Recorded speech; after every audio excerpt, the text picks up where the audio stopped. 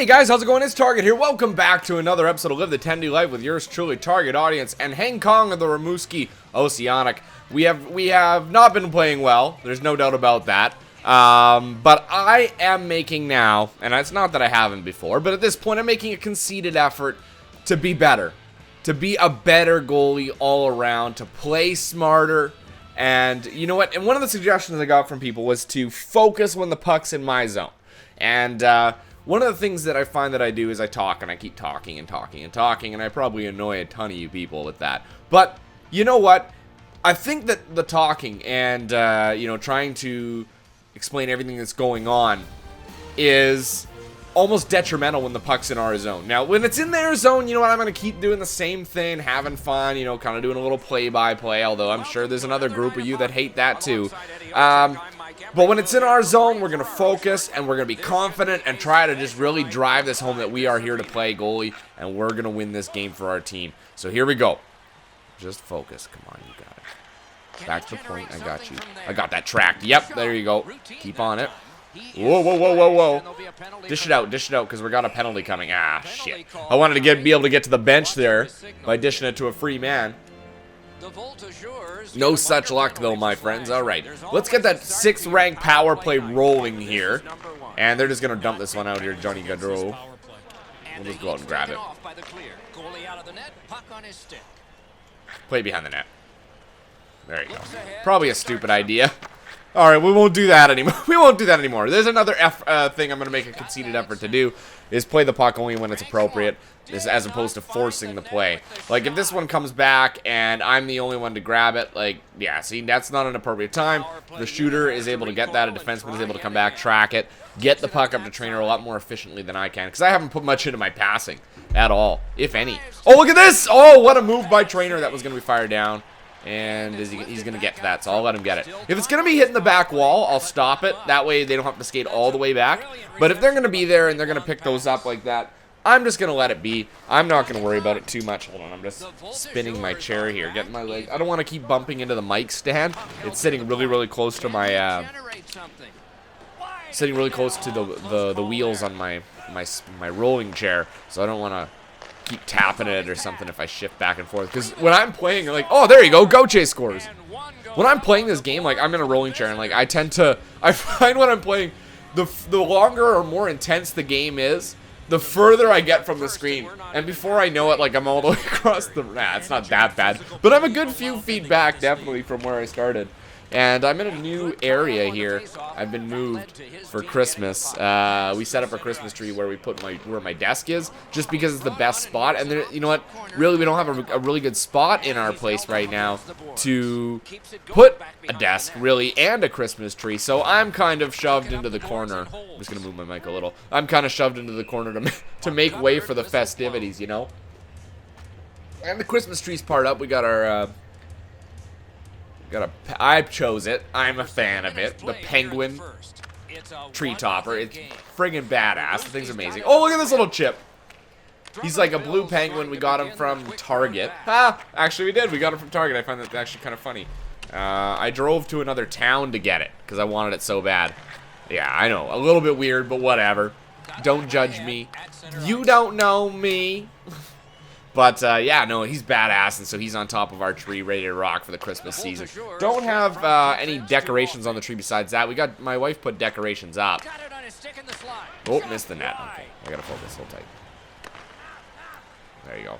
My wife, she does all the decorating. She's the creative one. She loves doing, I don't know how much she loves doing the work. She definitely likes the results. That's probably what keeps her going. Because I'm not a...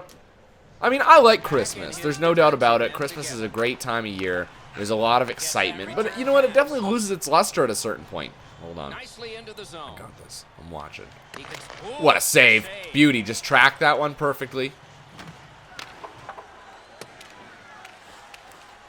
There you go. Come on. Good job. I don't like this. I don't like this right now. There you go. yeah, you know, it loses its luster when you get to a certain age. You know, the excitement of coming downstairs and seeing what mom and dad have under the tree. That's probably one of the best parts about it. Like, what's this gonna be? Oh, it's not that great. Hope maybe the next one will be better. No, it's not that great. That's the way it worked for me anyway. They were always, you know what, they did a pretty good job, my parents. Whoa, whoa, whoa, whoa, whoa. Penalty coming. Let's see if we can draw power. Another penalty. Yeah, let's go. Here we go. Get off the ice. Get off the ice right now. Nice, we made it. But yeah, you know what? That's the thing that my parents did, was they did what they could with what they had. I mean, growing up, my parents weren't the wealthiest people in the world. You know, we weren't the poorest, but we weren't the wealthiest. So, I mean, any money that they could save for us was put towards school. And, you know, they were smart. They actually doubled up their payments almost every month on the mortgage so that they could pay off, you know, a 25-year mortgage in 15 years. They worked their butts off for that. And then in the same time, they still managed to find time to pay for all our activities, you know, soccer and what have you. Just flip it over there. You know, so I mean that takes a lot of commitment from your parents. So, but now you know what, Christmas, it's different. It really changes. It becomes more about eating and family and stuff like that you don't really cue in on as a kid. So, I mean, it's cool, but in decorating and stuff, yeah, I like to see the place decorated. Do I like to do the work? Absolutely not. I hate decorating more than almost anything. I'll do the outside lights. It's kind of like a manly thing, you know, doing exterior lighting. I feel like Clark Griswold, you know, out there some days. Actually, was it last year or 2 years ago? 2 years. I think it was last year, to be honest. My wife and I surprised. Whoa. Actually my wife's idea to surprise my parents. They're getting older. Like my dad's in his he's in his 60s. So is my mom. My dad's like 65, and hold on. My dad's like 65, and that makes my mom 61. Yeah, 61. So they're older, and then I guess my dad was 64, and my mom was 60 that year at the time. But 4 saves in that period. But you know what? They're getting older, so they can't really do the lights, and it's becoming more of a task. So what happened was my wife and I, it was our idea. She said, you know what? Why don't we go over there and we decorate? Let's do their house for them. I said, you know what? That's a great idea. And we went over and we did it. I wanted to do the roof because I'm a big fan of. I like doing the Christmas lights. It's fun. It gets me outside. Gives me something to do for the weekend. Hold on. Winger gets the puck, center gets high marks for the tie. Hold tight. Focusing here. There you go. Gives me something to do, you know, on a weekend. Tried not to do it on the coldest weekend of all time. This weekend was freezing. But yeah, so you know, we got up. I set up the ladder. My dad doesn't have the tallest ladder in the world. It just reaches the edge of the roof. And I went up there, and it's got kind of a funky foot on the ladder, and it doesn't sit properly. You really have to put. Hold on. What a save! Oh my God! You really have to make sure that the foot is planted evenly and sits properly before you climb. Mine didn't work out so well. Actually, what happened was it wasn't sitting properly and had a little bit of a shift right as I got to the top. And then what happened was, because the ladder wasn't quite long enough, I ended up having to really step up on the last step, and it pushed the ladder out from underneath me, and I was hanging off the roof. And at that moment, I had to make a decision. Like, what do I do? If I stay here much longer, because I'm weighing about, what, 175, 180, somewhere in there, depending on how much I'm eating at the time, how much I'm looking to, how much muscle. Oh, look at that, it's in! Oh, my God! Gwyn did not having a great game, that's for sure, at the other end of the ice. Oh, man. But depending on how much, you know, I'm hitting the gym and stuff like that, if I'm about 175, 180, if I'm really committing, I'm about 180. But, so I'm hanging off the eaves trough, and I'm thinking to myself, shit, I'm going to tear this whole thing off, like, completely off. I'm way too heavy for this. So I decided to drop, so I dropped from the roof. Thankfully, it was the garage, so it was just one story, but still a scary situation. Hold on. There we go. Still a scary situation to be in. And then when we did it, snow had fallen, and there was snow on the roof, and it was quite thick. It was probably about 8 inches of snow at that time. And so I'm laying down in the snow, trying not to slide off the roof. It became. Hold on. Oh, we just missed. I got you. Ah, I could not get to that in time. I was right there, though. Right there. That's unfortunate. How many shots have I faced now? 8 shots and a goal. That's not too bad, I guess. The shots have been really low.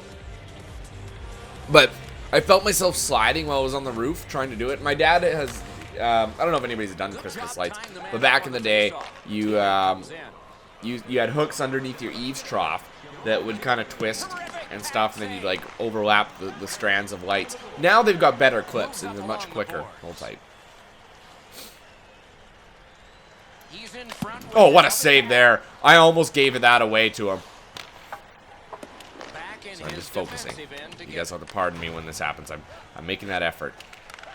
But, yeah, now the clips are better. It's so much quicker. You're in and out, no problem. But trying to lean over the edge of the roof. Snow. All right, lots of snow. Slippery. And, oh, they scored. Nice. And then you're trying to you're trying to mess around with these crappy hooks. It's a recipe for disaster. And I said to my wife, like, backing up from the roof was difficult in its own. And I came down. I said to my wife, we need to find something else if we're going to be doing the roof. Because I cannot stay up on that ladder or up on the roof laying on my stomach. It's not going to work. It's just too freaky. Too freaky. Like, I'll break my neck for sure. If I fell, that'd be a neck broken. No doubt about it.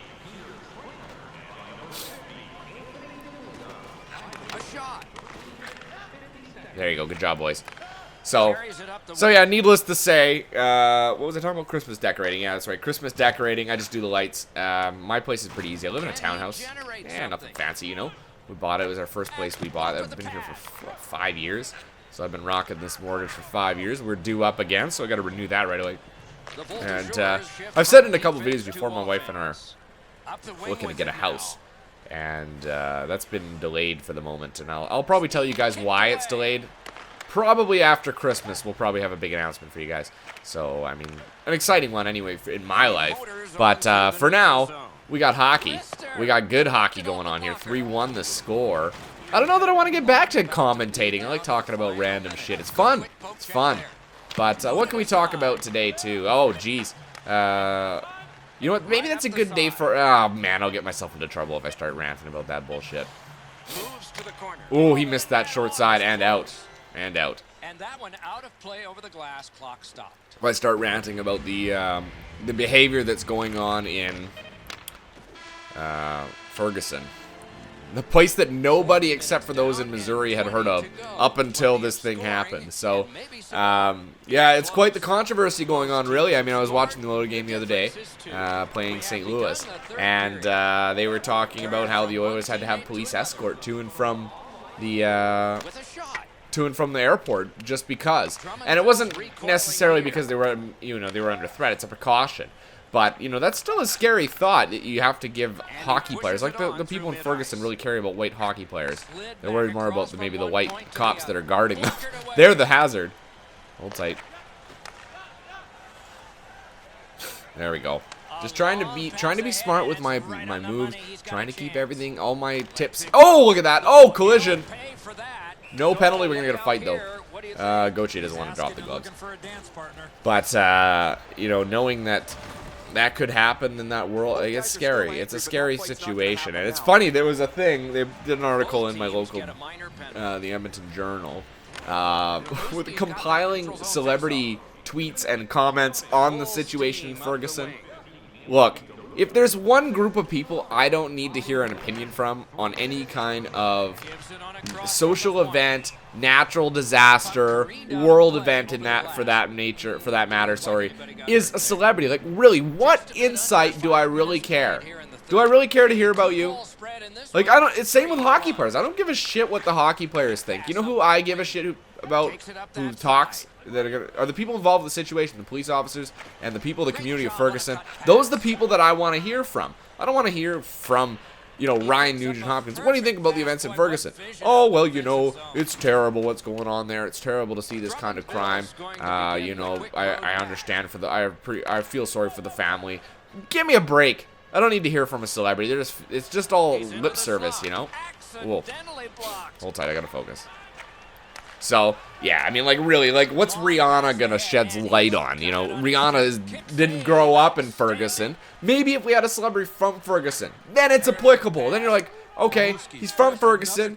How does he feel about his community being torn apart, you know? That's the type of thing it is.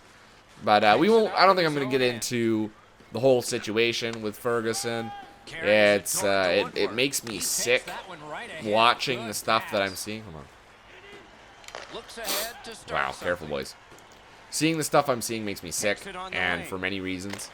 I know for those of you who don't know that I am in law enforcement, and it hurts me. I was talking with somebody about this the other day. Oh my God, he beat me with that bullshit. Unfortunately, I don't have enough shots against. But it hurts me when I hear what people say about police officers. You know, and I'm not going to put this on Ferguson. We're not going to talk about the Ferguson. But we're going to talk about police in general and the way they're perceived. It's just terrible. I mean, really, think about it. These guys deal with the scum of the earth on a daily basis. Now, there's been a lot of shootings in the past, not just recently, but, you know, in the past. And one of the questions that are commonly asked, like, how come that police officer decided to shoot him with his gun? Why didn't he use, you know, or why didn't he shoot him in the leg? Or why didn't he use his taser or his pepper spray? You know, that is like the most common question here. Oh, but he's a 12-year-old kid, a 13-year-old kid, 14-year-old kid. Why did he shoot him? Why did he need to shoot him? All right, let me get this. Let me tell you right now, especially with that 12-year-old kid. Nobody, and I mean nobody, criminal, police, or just regular person, regular Joe Blow, would ever want to kill a 12-year-old. Think about that. It's not done on purpose. People aren't going out there, thank God, get an opportunity to shoot a black 12-year-old kid. Give me a break. You think that's the way the world works? I don't think so. It's a joke that people think that, you know. But the fact of the matter is, people say, why didn't he think about it? Why didn't he choose to tase him? First off, let's talk about the shooting, okay? Shooting him in the chest versus the legs. Police are not trained to shoot at the legs. You're gonna miss more than often. They're running at you. It's hard to shoot a moving object. The chest is, what a save by Kong! Oh my goodness, that was a beauty save. That was a game saver right there. Hang on, we gotta watch this. You shoot at the chest because it's not moving, and it's going to take the guy down. I don't care. These police officers have to go home safe at the end of the night to see their families and see their kids. All right? Your kid's walking around with a gun, you know, or a fake gun. I don't really give a shit. And now I'm getting too specific. But, you know, you got people you got people threatening the police, and you wonder why they shoot them. Now, okay, so now that we've established the police shoot for the center of mass, you know, they're shooting to kill. You know, it's deadly force using a gun. So they're shooting to kill. They're not shooting to maim. They're shooting to save their lives. All right. Now the taser. The taser's only good from a certain distance. People seem to think that it's got a magical miracle rope at the end of it where it can shoot for yards and yards. No, the taser's only good from probably about 15 feet away at the most. And even at that point, it's not that accurate. You still got to hit the guy. By the way, it looks like we're going to finally get a win here. Just saying. And it's in the net, 5-2. So, you know, so the taser is almost out all the time. And a lot of officers don't carry them. You know, it's just the nature of it. A lot of them don't carry them. A lot of them don't like the way it feels. A lot of people don't believe in the taser. They think that it causes more problems than it's worth.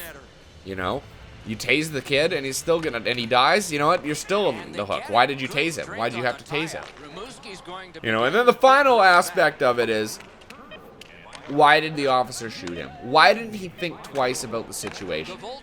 Look, the fact of the matter is, you can sit here and you can debate the best course of action that should have been taken in that moment. But you didn't experience that moment. You were not in that moment. You did not have to make that split-second decision, and literally that is what it is. You get 1/2 of a second to decide what the best use of force would be for your suspect, for your threat. You have a split second to figure that out. And if that guy, if you take a chance, we're going to use that kid with the toy gun as an example. If you take that chance and you say it's a toy gun and it isn't a toy gun, you are dead. And your family will never see you again. Your kids will grow up without a dad. Why is the onus on the officer to put himself at risk That's the real question that people should be asking themselves. Instead, it looks like we're going to be a top 5 pick this year. However, there's still some left time in the season. Why is the onus on the officer to put himself at risk? Why can't the onus be on the community to not give the officer a reason to draw his weapon? I personally have never had a weapon drawn on me. You know why? Because I don't walk around making threats at people. I don't need a weapon drawn on me. I'm talking as a civilian. I don't need a weapon drawn on me. I don't need that shit. I'm not going to push people's buttons. That's stupid. It's stupid. And they take their job seriously because there's a threat every single shift. Anyway, that's enough of that. We got an interview. What do you say about your team's game tonight? I think we played hard and executed our game plan. Great goaltending. I think we played hard and executed our game plan. Nice. We're gonna get a little bit of a boost here. Everybody's gonna get a little bit more likable with me as I finally won a game. Yay! And you know what? The funny thing is, we weren't even talking about hockey the whole time. We were talking about other shit. And maybe that's what I'm gonna keep going. I'll talk with you guys while I'm playing. Maybe talk about some hockey, talk about some other personal shit. You know, it's fun. It's fun. We'll see what we can do. All right, guys. Well, that's where I'm going to leave it. Finally get a win. Until next time, I'm Target Audience, and I'll catch you guys out on the ice.